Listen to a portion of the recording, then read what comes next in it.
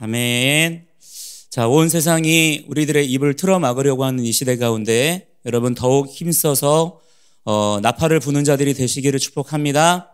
우리의 주님은 나팔 소리와 함께 나팔절에 오십니다.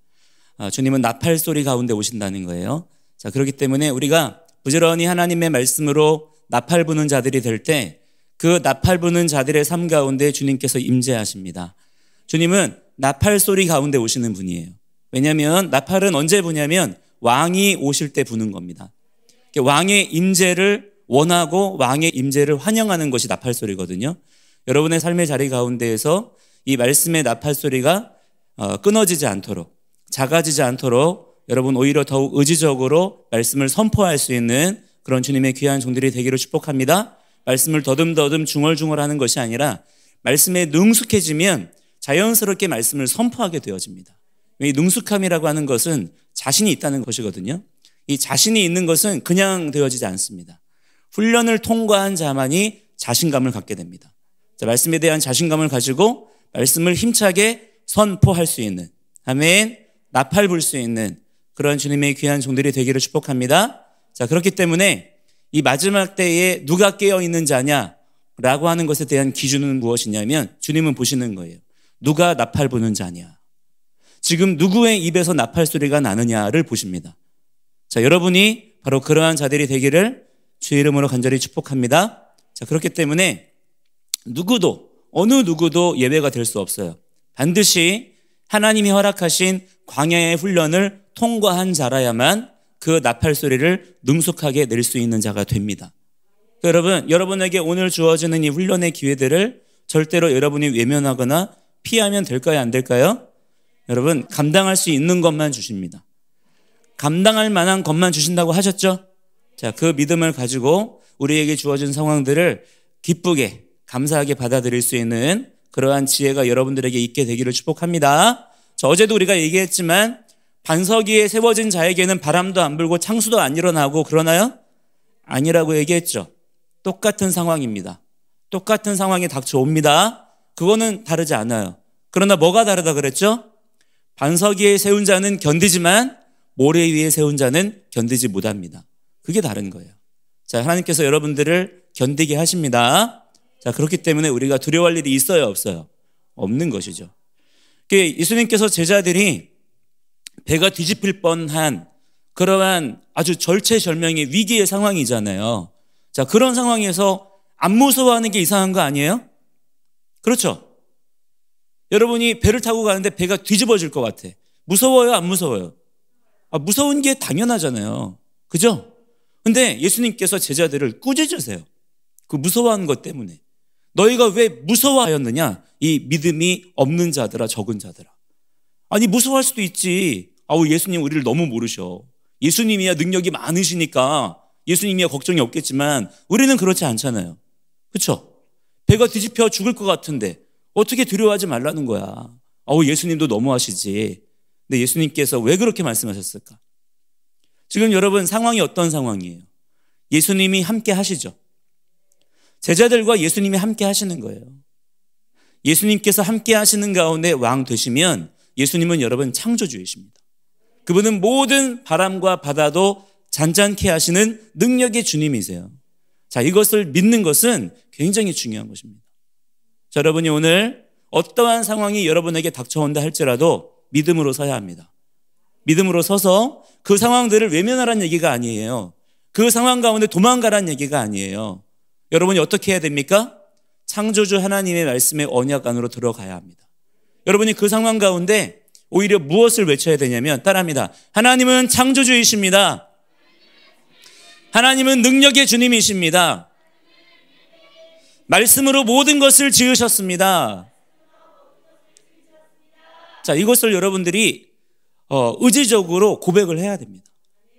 왜냐? 그것을 고백한다는 것은 무엇이냐면 앞으로 내가 모든 것들을 바라볼 때에 모든 생각을 거기에서부터 출발하겠다라고 하는 결단인 거예요. 여러분, 보이는 대로 내가 생각하면 돼야 안 돼요? 안 됩니다. 이게 아주 중요한 거예요. 그래서 보이는 것은 굉장히 중요한 영적인 행위가 되는 거예요. 이 오늘 말씀에도 하나님께서 우리에게 무엇에 대하여 말씀하시냐면 제사장들의 옷 중에서도 겉옷에 대해서 말씀하세요. 이 겉옷이라고 하는 건 뭐냐면 마알이라고 해요. 마알. 따라합니다. 마알. 마알은 덮어서 가리는 걸 말하는 거예요. 무언가를 보이지 않게 하고 내가 입은 그 겉옷이 밖으로 보이게 됩니다. 그러니까 하나님께서는 우리의 모든 수치, 우리의 모든 연약함, 우리의 모든 부끄러운 것들을 덮어서 가려주시는 분이에요. 이것이 여러분 은혜입니다. 우리가 얼마나 부끄러운 모습들이 많아요. 그렇죠? 우리가 얼마나 연약한 모습들이 많습니까? 그러나 하나님께서는 그 수치를 덮어서 가려주시는 분이에요. 여러분, 그 은혜의 주님을 찬송하기를 축복합니다. 자, 그런데 덮어서 가리는 게 다가 아니에요. 하나님께서 그 겉옷을 청색으로 만들어라 라고 말씀합니다. 여러분, 이 청색이라고 하는 것은 하나님께서 사람의 눈을 지으실 때 모든 그 색깔의 빛깔 중에서도 청색에 가장 민감하게 지으셨대요.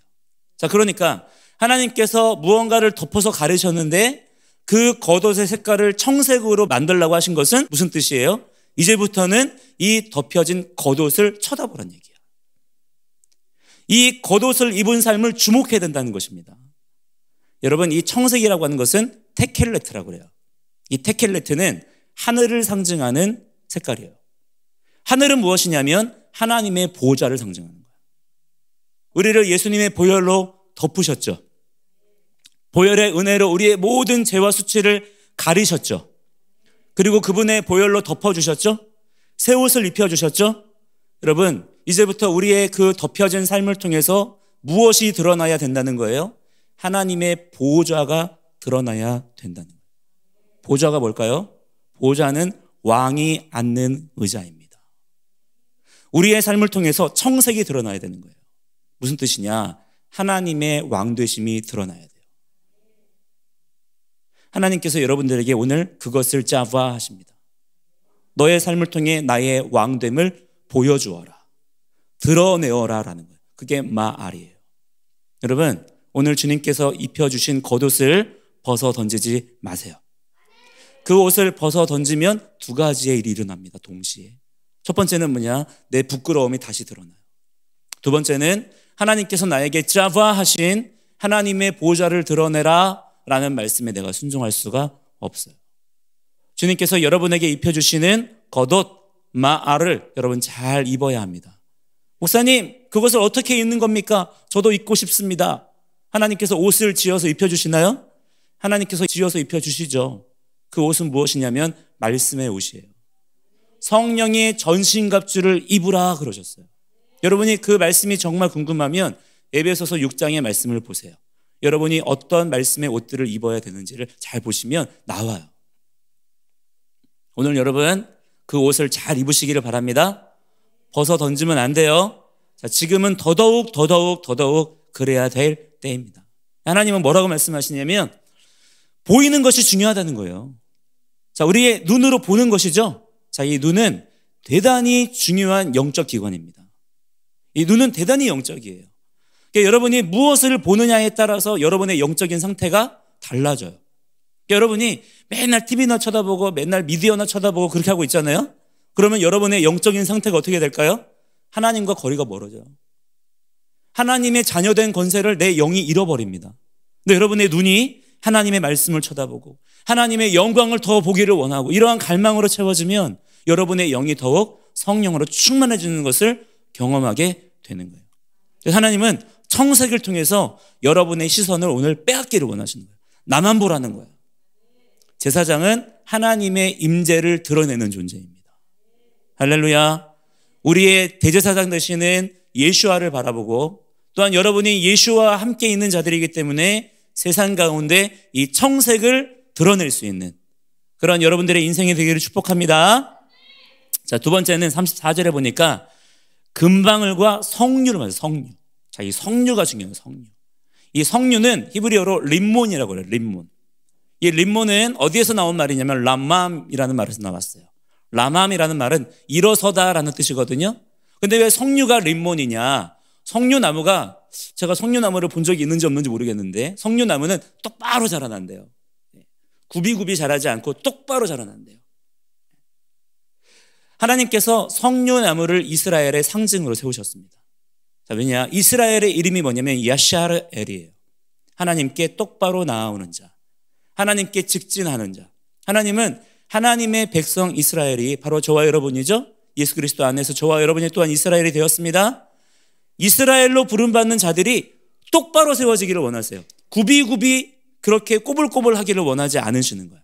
하나님 앞에 똑바로 서라 라고 말씀합니다. 그것을 위해서 주님께서 우리에게 던져주시는 게 뭐냐면 토라예요. 하나님의 말씀이죠.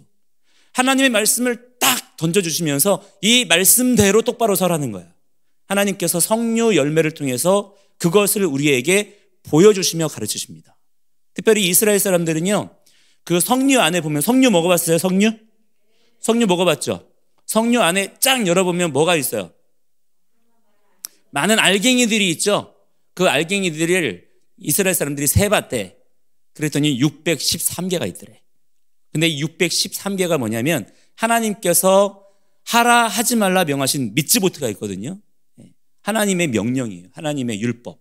그게 뭐냐면 248가지의 하라는 명령과 365가지의 하지 말라는 명령이 있어. 그 명령의 개수가 613가지예요. 이것과 똑같다는 거예요. 여러분이 한번 석류 나중에 한번 세보세요. 613개가 맞는지. 아시겠죠? 세봤대. 여러분, 하나님께서는 그렇게 구체적으로 우리의 삶이 하나님의 말씀을 기준으로 해서 세워지기를 원하십니다. 이게 하나님의 마음이에요. 오늘 여러분, 우리가 이러한 하나님의 마음을 알아들이는 자들이 되기를 원합니다. 왜 우리가 여러분 선교원 12에 와가지고 그렇게 고생하면서 말씀을 암송하고 말씀을 또 배우고 필사도 하고 이런 것들을 왜 하는 거죠, 여러분? 왜 하는 걸까요? 우리 토라반 형님들은 지금 야고보서 가지고 주석 연구하느라 가지고 죽으려고 그래. 왜 이렇게 하는 거죠, 여러분? 여러분, 말씀 우리가 그렇게 열심히 공부하면 사람들이 여러분 알아주나요? 사람들이 상 줘요? 여러분, 그런데 우리가 왜 그렇게 말씀을 열심히 알려고 하는 거예요? 우리가 그 말씀을 통해서 우리의 삶을 주님 앞에 똑바로 세우고자 하는 우리의 마음을 주님께 올려드리는 거예요. 그래서 여러분이 오늘 암송하고 말씀을 필사하고 말씀을 배우는 것은 굉장히 중요한 영적인 예배의 행위가 되는 겁니다. 오늘 주님이 여러분에게 그것을 굉장히 기뻐하세요. 단 여러분이 그것을 테루마로 드릴 수 있기를 바랍니다. 자원하는 마음으로 즐겁게, 하나님, 제가 더 주님을 알기 원해요. 제가 오늘 더 주님 앞에 똑바로 서 있을 거예요. 주님, 더 가르쳐 주세요. 이렇게 해야 되는 거예요. 그럼 하나님께서 그 자원하는 심령을 가진 자들을 통해 여러분을 놀랍게 빛나게 하시고 세우실 줄을 믿습니다. 자, 세 번째는 뭐냐면 36절에 보니까 너는 순금으로 이마 패를 만들어야 된다 그랬어요. 자, 이마에다가 패를 만들어서 붙여야 된다는 거야. 그게 제사장이 해야 될 일이에요. 자, 이마는 어디냐면 우리가 어딘가로 앞으로 나아가고자 할 때 제일 먼저 나가는 거예요. 우리의 삶을 이끌어가는 마치 인도자와 같은 기관이 바로 우리의 이마예요. 이마에다가 패를 붙이라는 거야. 뭐라고 붙이냐면 따라합니다. 코데시 리 야훼. 코데시 리 야훼. 자, 코데시는 뭐냐면 거룩, 성결 이런 뜻이고 리 야훼는 야훼께라는 뜻이에요. 리는 영어의 투와 같은 거예요. 야훼께 거룩하라, 성결하라 라고 하는 것을 새겨가지고 이마에다 붙이고 다니라는 거야. 자, 여러분 잘 보세요. 잘 보세요. 사람 눈에 제일 민감한 청색 겉옷을 딱 입고 있어. 지금 이것도 어렴풋이 청색 같죠? 청색을 딱 입고 있어. 제사장이 딱 입고 있고 이 옷자락에는 석류가 달린 거야. 빨간색 석류가. 상상을 하세요? 석류가 달려있어요. 그런데 그 사람의 이마에 보니까 패가 달려있는데 거기에 뭐라고 써있다고요? 코데시 리 야훼. 그 사람이 걸어가는 곳마다 제일 먼저 뭐가 보여? 청색과 함께 이마에 붙어있는 코데시 리 야훼가 보이는 거야. 야훼께 거룩, 야훼께 성결. 여러분, 하나님께서 우리에게 원하시는 마음이 느껴지시나요? 하나님은 하나님의 백성들이 악한 자들을 닮아가기를 원치 않으세요. 하나님께서는 여러분의 삶이, 여러분의 얼굴이 원수를 닮기를 원치 않으십니다. 하나님은 우리를 하나님의 형상으로 지으셨기 때문에 하나님을 더욱 닮기를 원하세요. 이거를 무거운 영적인 어떤 의무로 막 이렇게 여기면 안 되는 거야. 무거워, 힘들어. 이거는 우리가 하나님 마음을 너무 모르는 거예요. 우리가 성령 받아서, 은혜 받아서 뭐 해야 되느냐? 여러분, 우리가 주님 말씀 가운데 더욱 매이는 자가 돼야 됩니다. 더 부지런히 말씀 공부하고. 은혜 받았기 때문에 말씀을 집어 던진 자가 아닌 거예요. 은혜 받았기 때문에 더 말씀 붙잡아야 되는 거예요. 내가 은혜 받은 자고 구원 받은 자고 하나님이 나와 함께 하시기 때문에 말씀이 필요 없어진 게 아니라 더 말씀이 중요해졌어요.